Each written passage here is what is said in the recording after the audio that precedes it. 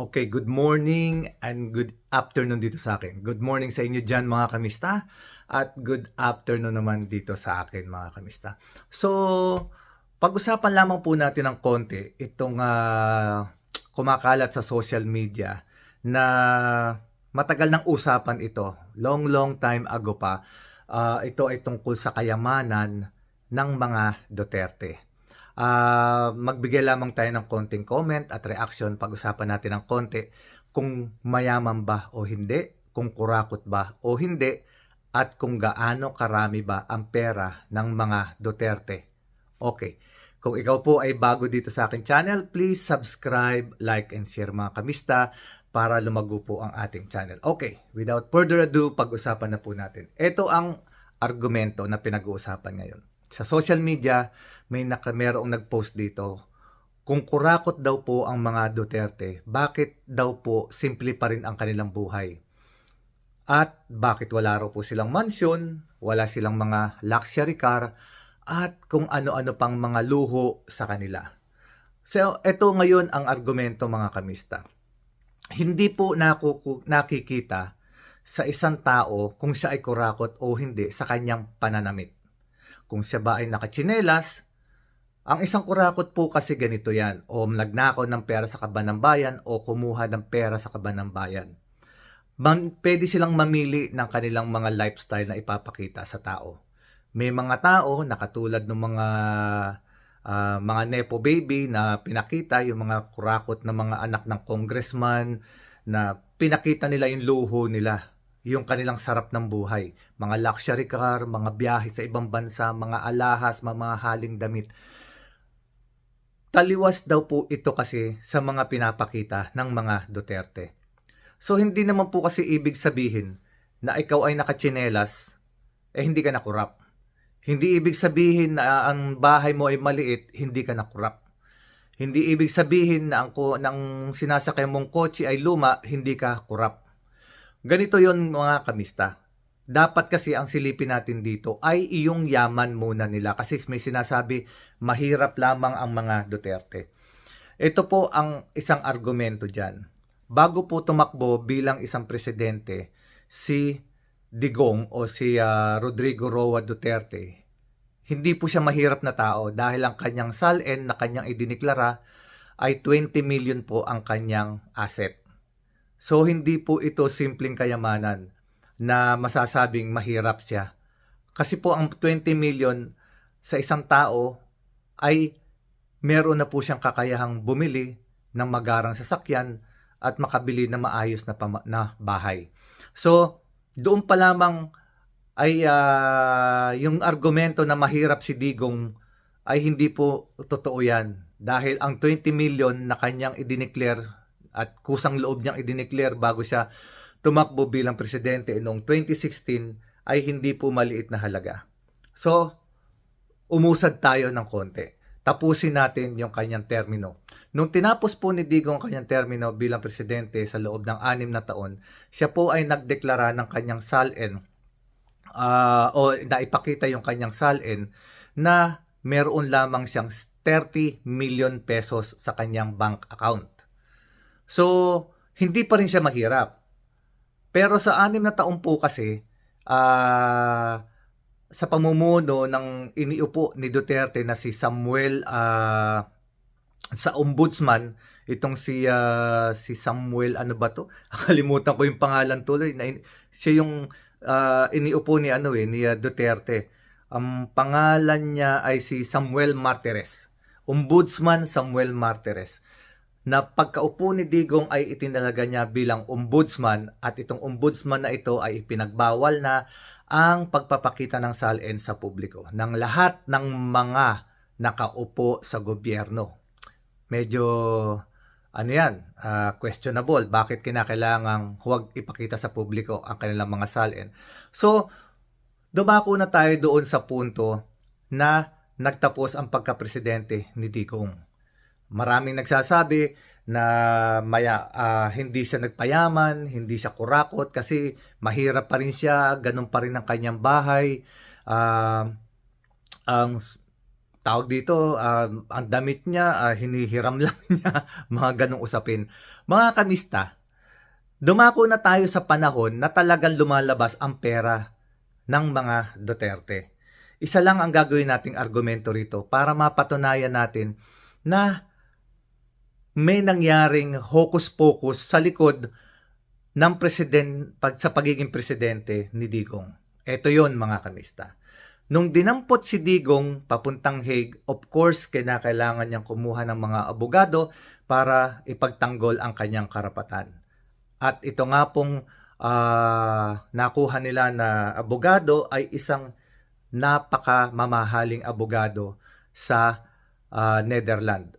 Ito ay si Koopman.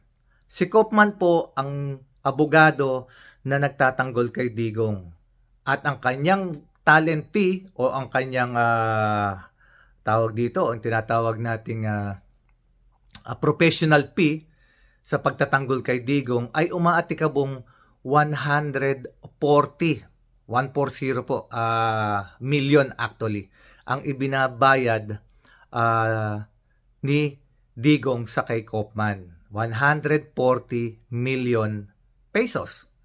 So eto ngayon ang tanong natin, kung ang salin ni Digong, ni Rodrigo Duterte na panahon na siya ay natapos bilang presidente is only 30 million pesos. At ang idineklara naman na salin naman ng kanyang anak na si BP Sara is around that amount lang din. So sabihin na natin na pare sa tigti 30 million sila. So that's only 60 million na property o asset o money na liquid ng pamilya Duterte. Paano kaya? Ito yung argumento rin eh. Kung hindi po nagkaroon ng mga hocus-pocus during the time na si Digong ay presidente, allegedly, ito ay mga kwento-kwento, sabi-sabi kung saan nanggagaling. Kung wala po sigurong pera si Duterte, paano sila makapagbabayad ng 140 million pesos kay Koopman every month? Ibig sabihin lamang po nito mga kamista, kasi kung 60 million lang ang asset ng anak niya si Sara at saka si Duterte combined, paano sila nakapagbayad ng 140 million every month? At ito po ay ilang buwan na silang nagbabayad. Sabihin na natin 6 na buwan. I-multiply natin yung 6 na buwan, ha, mga kamista, para malaman natin kung magkano na yung nagagastos. So 6 months times natin sa 140 million. Umaatikabo na 840 million pesos na po ang naibabayad nila kay Koopman. So ngayon, ibig sabihin kung 60 million lamang ang pera nila na nasa salin, combined ng anak ni Duterte at ni Sara, i-minus natin yung 60 million. Kasi sagad na eh. Yun lang ang pera daw nila. Okay. So ngayon, magkano ang natira? Ayan po, 780 million pesos. Saan po nila kinuha ang 780 million pesos para dagdag pambayad kay Koopman? So, maaaring may katotohanan ang mga bulong-bulungan tungkol po sa Pogo at saka sa Isabong. Kasi po, nung panahon ni Duterte, na kinuha niya si Atong Ang para pamunuan ang Isabong. At ito po ay namayagpag sa loob ng halos 4 na taon o mahigit 4 na taon. Itinigil lamang ang Isabong nung pababa na si Duterte dahil iba na ang mamumuno sa Pilipinas at hindi alam kung sino ang hahawak ng Isabong. So ngayon po ito ay ihininto.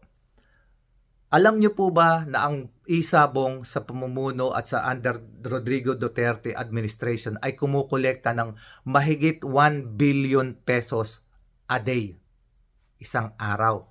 That is a lot of money. Kung isang taon lang, i-compute na lang natin kahit isang taon. Sa isang taon ay may 365 days. So that is already 365 billion pesos doon sa Isabong na ipinasok sa administrasyon ni Digong. Hiwalay pa dyan ang Pogo. Hindi natin alam kung magkano ang kinita ng Pogo, pero we all know na ang Pogo ay isang offshore gambling.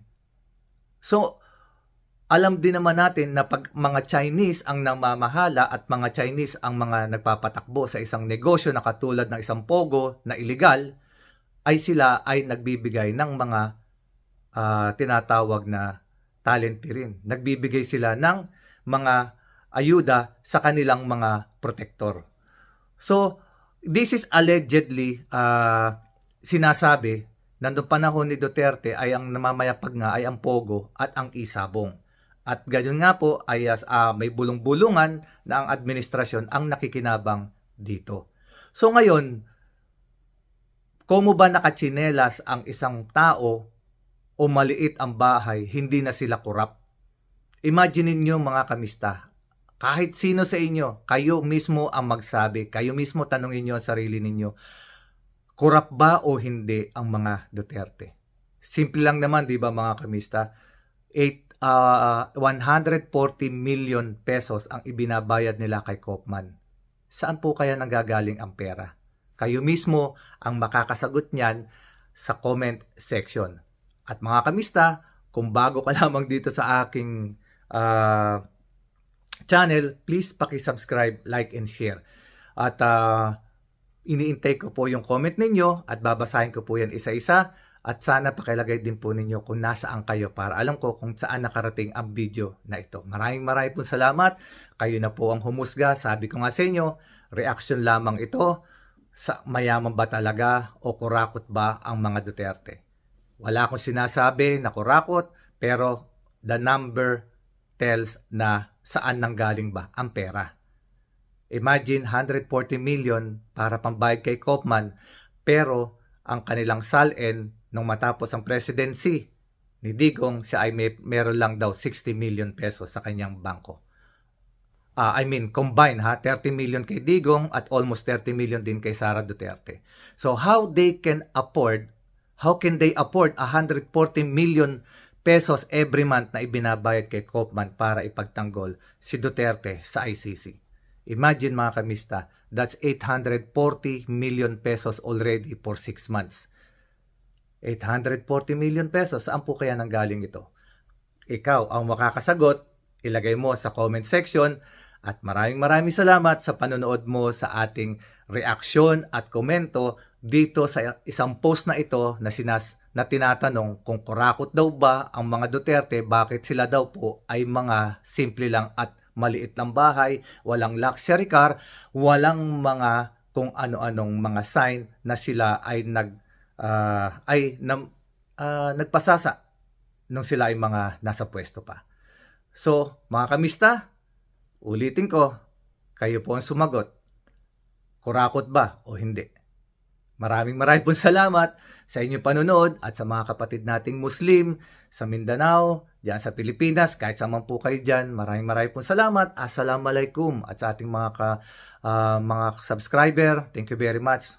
Salamat po sa pagsuporta. Hanggang sa muli.